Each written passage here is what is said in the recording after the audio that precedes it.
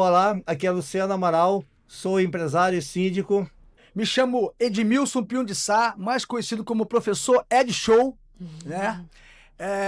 Sou especialista em avaliações de perícia, tenho formação técnica em engenheiro civil, engenheiro de segurança, engenheiro sanitarista e ambiental, mestrado, MBA, atuo na área de condomínio desde 2017, dando consultoria, realizando perícias, assistente técnico e auxiliando ao síndico quando precisa. Bom dia, pessoal. Rosmélia. Eu sou formada em administração, mediadora e conciliadora judicial. Pode chamar para a gente auxiliar vocês aí nos condomínios, ok? Síndica profissional há praticamente 15 anos no mercado. Olá, Ariadne Grossi, advogada especialista em direito condominial e imobiliário, com 12 anos de experiência no mercado, focada em condomínio de alto e médio padrão, com foco em gestão de risco e advocacia preventiva. Até que ponto economizar no jurídico pode sair mais caro e quem responde quando o problema explode? Vamos lá, pessoal. Sempre pode sair mais caro, né? Sem dúvida. Eu gosto dos exemplos práticos, né? Então, por exemplo, você contrata uma reforma de fachada e você não fez um contrato com uma assessoria jurídica e essa empresa não consegue entregar a obra. Então, o que vai acontecer? Como é que você vai resguardar para que você não perca dinheiro, para que você consiga que essa empresa te dê resultado ou, pelo menos, faça um distrato correto? Somente com um contrato devidamente elaborado. E não tem como você fazer, principalmente para quem administra grandes condomínios, executar as coisas sem uma assessoria jurídica. Desde o contrato mais simples do piscineiro ou de qualquer outro, aos contratos de terceirizada, de reforma de fachada e tudo mais. Você pode fazer? Você pode, mas o risco de você ter problemas e não conseguir uma solução adequada é grande. E o barato vai sair muito caro. Esse ponto mesmo que você tocou é bem interessante, que é bem focado na questão preventiva, né? Às vezes a gente olha para o jurídico como um solucionador do problema, né? E, na verdade, ele está ali muitas vezes para te precaver aquele problema, né? Exatamente. E bons contratos evitam muitos problemas, né? Exemplo que você citou aí, um contrato de fachada, que é um contrato de extremo risco e preço, né? E muitas vezes as pessoas não têm esse cuidado. Eu sou professor Edmilson, engenheiro civil, especialista em condomínios também. O que eu vejo muito em condomínios são os contratos sendo feitos sem a participação do técnico. Porque o advogado, o jurídico, entende de leis. Exato. E o engenheiro especialista entende de normas e procedimentos técnicos. Então, às vezes eu pego alguns contratos que está lá uma lacuna. E quando dá um problema na empreiteira, no contrato, aí que vão chamar um engenheiro e pedir uma perícia. Coisa que poderia ter sido evitado lá atrás, se tivesse tido uma boa consultoria técnica de engenharia para acompanhar essa obra, para fazer os relatórios técnicos, para elaborar os diários de obra, acompanhar as etapas e fazer as medições. Porque muitas das vezes o condomínio sai pagando ou não paga, mas com que medição, com que critério? Então é importante que, além do contrato, para o contrato, a parte técnica tem que constar no contrato de uma forma clara e segura e fundamentada em normas e técnicas de engenharia. Até para você ter um escopo equitativo, né? Que às vezes você pega propostas discrepantes porque um está te vendendo um serviço totalmente diferente do outro. E não dá para a gente comparar preço quando o serviço é diferente. E às vezes é muito baixo, ele seja inexequível. Não é possível. Eu vou trocar o piso de uma entrada de um bloco, um cobrou 5 mil e um cobrou R$1.500. Espera aí. R$1.500 é o mais barato? A Assembleia adora, né? Mas peraí, ele vai executar? É inexequível. Então acontece muito disso. Prazo. Eu quero que você faça um exemplo, Rosmélia. Uma LIP num condomínio de 6 torres, 400 apartamentos em 30 dias. Inexequível. Um LIP não vai fazer nessas condições. Então é preciso que tenha o jurídico preparado e um técnico preparado. Perfeito. Vamos lá. E você, o que tem para nos dizer sobre jurídico? Eu não sou meio leigo na parte jurídica, portanto, nós, quando assumimos, nós colocamos uma subsíndica nossa advogada. Então, essa parte do juridiquês, eu não sou muito bom. mas tudo que você vai fazer, se não tem uma proposta bem elaborada, igual o nosso amigo aqui diz, não tem os prazos pré-estabelecidos, e a diferença for muito grande, um consegue fazer com 90 dias, outro com 30, tem algo de errado. Perfeito. Então, por isso, tem que ser bem elaborado a parte do contrato e o acompanhamento técnico. Exatamente. E é justamente por isso, porque assim, ninguém é obrigado a saber tudo, né? Não. Por isso que o bom síndico, ele precisa ter bons braços, né? Para ser bem assessorado, né? Uma boa administradora, um bom jurídico, um bom engenheiro, uma boa contabilidade, né? Os condomínios que têm condição de ter gerência, isso também é importante para conseguir prestar esse serviço que é extremamente multidisciplinar.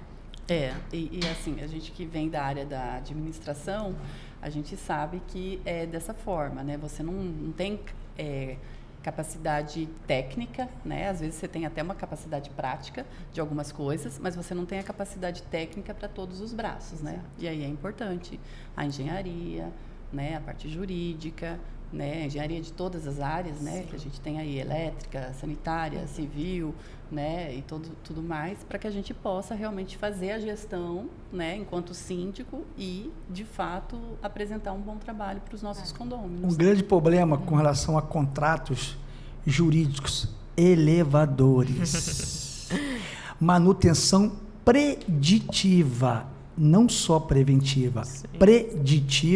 Preventiva, para não evitar o gasto na corretiva. Exato. Só que é difícil convencer os moradores o que é manutenção preditiva, preventiva, mas não, prefere esperar parar o elevador ou fazer um contrato daquele bem baratinho, básico, que quando quebra o elevador ele troca só a peça e cobra separado. E então é um saco sem fundo, porque um contrato mal feito, sem um apoio jurídico adequado, e pega uma empresa que cobra baratinho a manutenção, entre parênteses, e não faz a preditiva. Não faz a preditiva, não faz a preventiva e o dinheiro vai embora, né? Exatamente. E tudo isso acaba escoando no quem, né? E quem responde quando o problema explode, né? No síndico e com efeito rebote nos condôminos, né? Porque tudo que envolver custo vai rebater contra todo mundo, né? Então, às vezes, as economias acabam custando caras lá na frente. Exatamente. Sim. E é importante inclusive, pode falar. Inclusive, com relação a essa parte de quem responde o problema, geralmente é o síndico e o tesoureiro.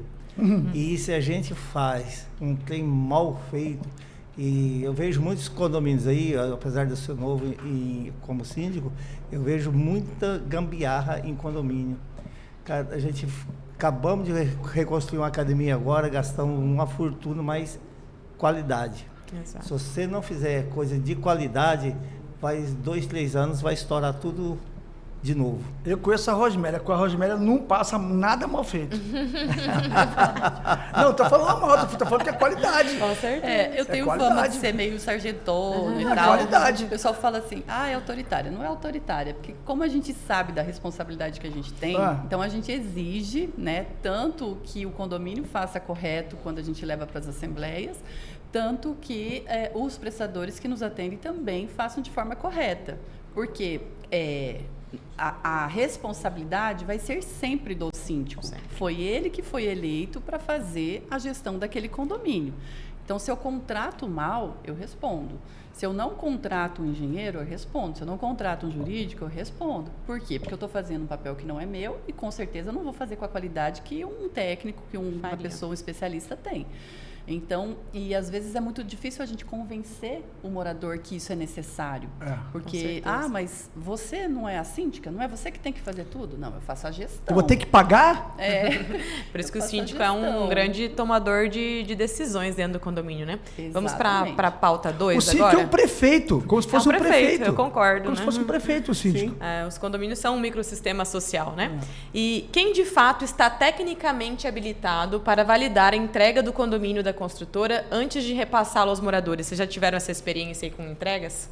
Já. Confesso que não gosto muito. Porque é uma área que a gente, enquanto síndico, a gente volta à questão do conhecimento técnico. A gente tem conhecimento de gestão. E a gente tem que se assessorar de pessoas qualificadas para nos auxiliar a receber esse condomínio. Porque, em geral, as garantias são 1 ano, 2 anos, né? A maioria delas. E, às vezes, o que acontece muito é a construtora, como ainda tem muitos apartamentos, ela coloca o síndico dela e aí se perdem as garantias. Eu gostaria muito que todo mundo que fosse comprar um apartamento exigisse que fosse um síndico independente, que não fosse um síndico indicado pela construtora. Porque quando a gente entra, às vezes, na segunda gestão, a gente tem um monte de problema para resolver que poderiam ter sido resolvidos na entrega do imóvel, se tivesse feito uma equipe, né, com o jurídico, com os engenheiros de todas as áreas, né, para que fosse feita uma entrega correta. Porque é muito comum que todo mundo que está 3 anos, 5 anos esperando a construção de um imóvel, ele quer mudar, ele quer entrar. Está emocionado, realizando um sonho.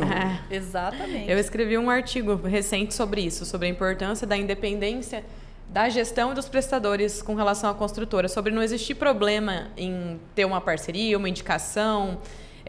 A construtora vota, né? Ela é proprietária, ela é dona de unidade, o voto dela é legítimo, né? Sim, mas a importância dessa independência é justamente porque a gente sabe o quão delicado é um condomínio recém-entregue, né? Porque a gente às vezes fica preso na garantia predial, que é de 5 anos, mas existem 1000 garantias menores, né? Exatamente. E ter eles como um parceiro é importante até porque eles têm que dar manutenção e respaldo, mas eles têm que dar liberdade para a gestão. Voltando nesse assunto aí, ó, quem está de fato tecnicamente habilitado é o engenheiro. Perfeito. Ou o arquiteto, cada um na sua atribuição técnica, conforme a resolução 218 do CONFEA, atribuição técnica. E o que a gente veja, que eu já vi muito, eles fazem uma grande festa, eles já estão loucos para pegar a chave, né? Aí depois já está todo mundo, aquele grau, igual no seu aniversário, vai lá, assina aqui. Aí o pessoal assina. Tá pegando uma bomba e tá feliz.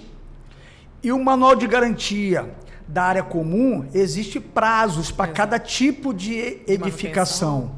Então, eles têm que entregar uma série de documentações técnicas, desde a sondagem do projeto plano altimétrico, que é da topografia, até notas fiscais, tudo funcionando. SPDA, tudo funcionando. E o que eu vejo muito acontecer, infelizmente, dói na minha alma em falar isso aqui. O condomínio é entregue e quando vence o alvará do corpo de bombeiro, no caso vertical, vem a fiscalização e muda tudo. Mas como que está mudando tudo se eu comprei um apartamento novo de uma grande construtora e quando vence o meu alvará, vem uma série de exigências que não foi vista lá atrás. E a construtora exibe um alvará de aprovação. Então, existe... Aí se tem um técnico que vai receber e fala assim, peraí, mas de acordo com a NCB do Corpo de Bombeiros do Mato Grosso, isso aqui não está pronto, isso aqui não está na norma. Não, mas eu tenho autorização, mas não está na norma. Ou está diferente do projeto. Ou seja, tem que ter alguém com especialidade, com atribuição e conhecimento, como a Rosmélia tem na área dela, para receber um condomínio. E muitas das vezes o síndico, ele é morador, ele quer mudar também, né, Rosmélia? Ele recebe o condomínio. Aí depois ele recebe uma pasta com um monte de documentos embolados, sem ordem de nada, não sabe onde está nada. Cópias, né? E quando vem uma perícia judicial, cadê os documentos? Ah, eu tenho uma pasta ali, eu acho que eu tenho uma pasta em algum lugar. Vai lá e pega uma pasta, tudo embolado, faltando um monte de documento. Perfeito. Então, receber um condomínio na parte comum é responsabilidade do síndico, mas ele tem que ser amparado por um técnico da área. E eu digo mais, complementando, e por um jurídico para você poder fazer o apontamento das ressalvas e constituir a construtora em mora, porque os prazos são decadenciais para esse caso, né? Então, se a gente tem um vício e a gente não reclama ele, não formaliza, o nosso direito também decai. Sem contar o retibitório. Exatamente. E não só da área comum, né, Edmilson, como também das unidades a autônomas. privativa. Aí... O morador, quando ele recebe a chave, para ele receber a chave, ele deveria estar com um engenheiro. Eu assumi um condomínio já com 5, 6 anos, de uma construtora grande, e a unidade do primeiro andar, ela estava com o esgoto ligado na pluvial. Quando chovia, retornava a água. Crime ambiental. Além de crime ambiental, 5 anos a pessoa, no período da chuva, achava aquilo estranho, não entendia. A gente levou a engenheira, foi constatado. E, estando fora do prazo, mas sendo um vício oculto, pediu para que a construtora corrigisse. Então, assim, dentro da unidade também tem que ter esse cuidado. Tem, né? muito. O morador também precisaria estar acompanhado de um engenheiro para poder receber o seu imóvel. Agora eles fazem digital com tablet, você não tem acesso. Assina aqui. Não, assina aqui que você vai receber no seu e-mail. Tem um QR Code. Bom, pode ser assim? Pode. Desde que você tenha acesso naquele momento e leia o que você está recebendo. Cadê o memorial descritivo da rede elétrica, que é importante pra caramba? Exatamente. Fazer Como um é que checklist desses documentos. um morador, contador, que não tem experiência em elétrica, vai entender o memorial descritivo uma rede elétrica? Um quadro elétrico, quando eu vou receber algumas edificações, é muito interessante. Eu levo ferramentas e levo uma equipe comigo. Quando eu vou abrir o quadro elétrico, não pode abrir o quadro elétrico, você vai perder a garantia. Eu falei, isso não existe na norma.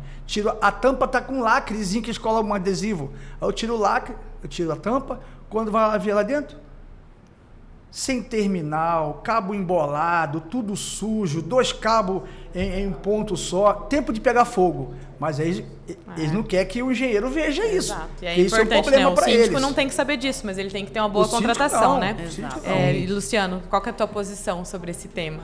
Olha, vocês estão falando aqui de condomínios verticais. Verticais, a maior parte. Eu sou de Horizontais condomínio também. horizontais. Horizontal.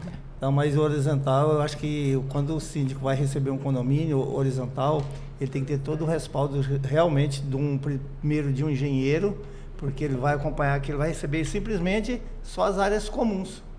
Ele não vai receber uma casa pronta, um apartamento pronto. Então, principalmente um engenheiro é muito essencial na hora de receber um condomínio horizontal. E no seu caso, é muita topografia irregular e drenagem e taludes. Porque, inclusive, a gente quando recebe, assim, quando a primeira chuva que vem, tem vários terrenos que tem que ser em curva de nível, aí vem e começa a maior reclamação, arrebenta tudo. Os problemas estão em todos, nos verticais, nos horizontais. Exatamente. Né? Vamos para a nossa pauta 3. Esse também é um tema bem polêmico. Procurações em assembleia e seus impactos na legitimidade das decisões condominiais. O que vocês acham sobre esse tema? São positivas ou negativas a atuação dos condôminos com procurações? São positivas, claro, eu acho que todos têm que se fazer representar, mas às vezes a gente se depara com alguns excessos, né? Algum participante que tem lá seus interesses próprios e sai pegando procurações de quantidade, e aí você acaba não conseguindo fazer uma dinâmica numa assembleia, porque uma pessoa só vai tomar a decisão por outros que às vezes quando passam esses poderes não sabem nem exatamente para que aquela assembleia vai ser utilizada, né? Porque é um amigo, é um vizinho que, não, ficar livre dele, vou dar logo essa procuração, e às vezes acontece decisões complexas para depois até mesmo o próprio procurador cumprir, né? Então, seria interessante, eu particularmente, quando faço revisão de convenção, a gente coloca uma sugestão de limitar o número de procurações por exemplo, se eu tenho uma unidade, eu posso ter mais 2 votos por procuração, porque senão você torna a assembleia um monólogo, né? Só pessoas uma com 10, pessoa. 15 procurações. Exatamente. E às vezes, quando saem as decisões da assembleia, que você dá publicidade daquelas deliberações, a pessoa, mas isso aqui. Fala, olha, o seu procurador estava lá e ele votou desta forma. Mas eu não sabia. Eu falei, mas você deu procuração. Então, é um cuidado que quem dá procuração tem que ter, né? Porque é importante você saber do seu procurador, do seu outorgado, na verdade, qual é o interesse dele naquela procuração, né?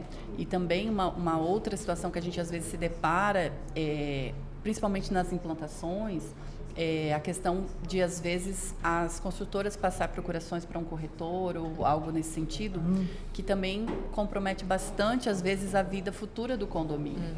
Então, principalmente na implantação, eu acho que deveria ser obrigatório as pessoas a participarem, porque são momentos de decisões, muitas delas que vão reger aquele condomínio por um longo período. Então, as procurações, elas têm que ser dadas, elas devem ser dadas, elas têm o direito de ser dadas, mas elas devem ser dadas com responsabilidade. É importante. Eu acho muito importante as procurações, concordando com o que a Rosimélia falou, porque senão vai em assuntos, interesses particulares por trás da procuração. Sim. E a intenção não é essa, a intenção é melhorar sempre o condomínio. É tomar atitudes que vai melhorar o condomínio, seja na parte documental, as manutenções, as prevenções. Só que, onde eu moro, por exemplo, não vou falar o nome do condomínio, a gente vê lá que existe muito interesse em permanecer sempre o mesmo síndico, sempre as mesmas pessoas, e quando vai ter eleição, dia 27 de dezembro, olha que data legal, olha que legal, 27 de dezembro, eleição, tá? Aparece aquele monte de procuração lá. Eu falei, meu amigo, eu tô na minha mãe aqui, eu tô na Urca, não tem nem condição, não vou votar para ninguém, não tem condição. Essa data fica inviável. Com certeza. Então, assim, a procuração é um documento muito importante, que deve ser levado muito a sério, e o jurídico tem que intervir sim, porque senão vira uma bagunça, como a Romeu já falou. Realmente. Realmente as procurações, eu já participei de assembleia com pessoas com 7 procurações. Realmente. 7 é muita coisa. Então é aquela história, ele está decidindo 20% Por tantos outros, né? para os outros. Então eu acho que limitação de procuração é importante. O nosso lá foi exatamente limitado a ele mais 2. É Então, importante assim, fazer essa adequação nas boa. convenções, né? Sim, porque senão...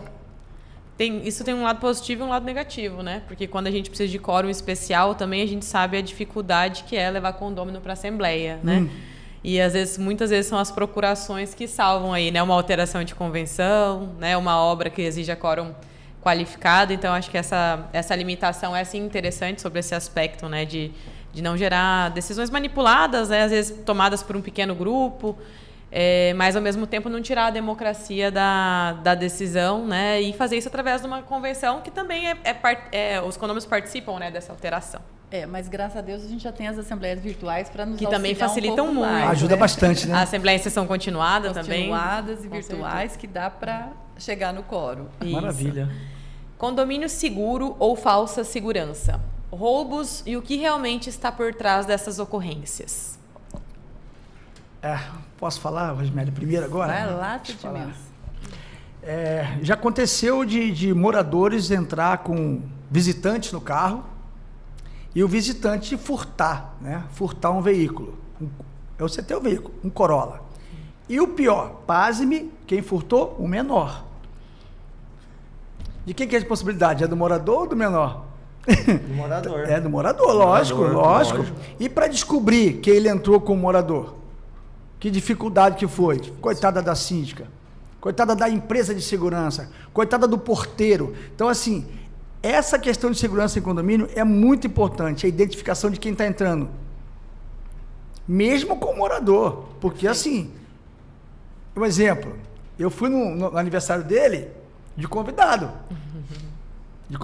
Eu não conhecia ele. Olha como é que é. Eu entrei no condomínio no carro de quem foi convidado. Eu conheci ele lá, me recebeu super bem, muito obrigado. Sim. Então, assim, é muito arriscado a questão de quem entra no condomínio. Perfeito. Seja ele prestador de serviço ou não, ou o próprio morador, que pode entrar como um visitante do terceiro, do amigo, e colocar em risco todo o sistema de segurança. Por isso que às vezes as pessoas falam assim, mas o pessoal aqui é chato nesse condomínio. Não é chato, é questão de segurança. É que segurança e conforto, eles andam em caminhos distintos, né? Então, assim, eu entendo que a questão da segurança no condomínio, a responsabilidade não é só do síndico, nem só da portaria, nem só da empresa, é dos moradores também. Quem faz a segurança também é o morador. Com certeza. Sim, os moradores, mas hoje você só controla o motorista.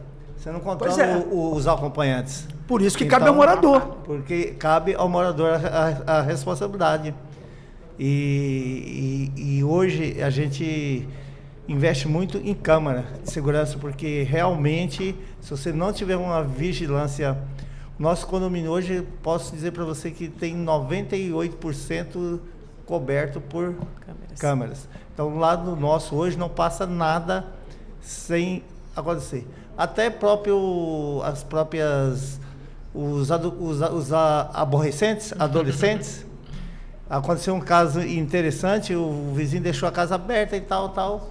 Um bando de adolescentes, de 4, 5, viu a porta aberta, entrou, pegaram 3 garrafas de uísque. Aí pegou, saindo nas câmeras, né? Na rua.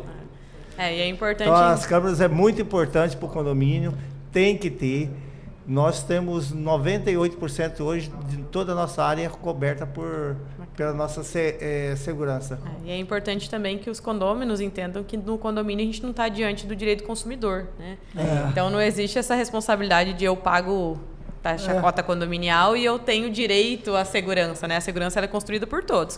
E o condomínio só vai ser responsabilizado se de fato houver uma falha do condomínio, né? Uma falha na entrada, uma falha no controle de acesso, A Rosmélia uma falha tem na muita gestão. experiência. Dá uma experiência sua, Rosmélia, isso aí de condomínio. O que a gente mais ouve em assembleia, nossa segurança precisa de cuidado e tal. Aí o que o morador faz? Ele pede para o senhorzinho lá do Lava Jato ir pegar o carro dele. Aí quando a portaria liga para saber, olha, fulano está aqui para pegar seu carro. Não, ele já lava meu carro faz tempo, pode abrir para ele. Não, eu preciso do documento dele, eu preciso registrar, porque a portaria vai abrir para ele entrar e retirar um carro. Sim. E se esse morador agir de má fé com a portaria e falar, certeza. olha, roubaram o meu carro? Então, assim, mas vocês são muito rígidos, porque já faz tempo, não tem problema, ele pode fazer isso 200 mil vezes, ele vai ter que passar pelo processo de identificação, porque a gente não conhece o que está acontecendo na sua casa. E é a mesma coisa com a questão dos colaboradores das unidades autônomas. Não, já é minha funcionária, vai passar pelo processo de identificação também. E o que a gente percebe é que muitas vezes o morador ele não entende o papel dele na segurança do condomínio. Importantíssimo. Porque ele acha que porque ele conhece, o porteiro precisa conhecer.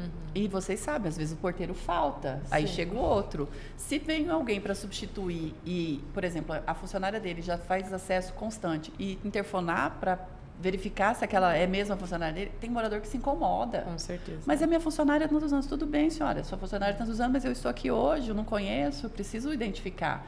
Porque se deixar entrar, como é que fica? Até porque as situações mudam, as responsabilidades mudam, as relações mudam, né? Sim. Então, os procedimentos são feitos para serem seguidos. Né? E aí, muitas vezes, o morador muda de carro, não retira a tag, né? Muda de funcionária, não avisa. Então, o conjunto, né? As câmeras são importantes, o controle de acesso é importante, mas, por exemplo, as câmeras, elas nos dão uma noção do que ocorreu.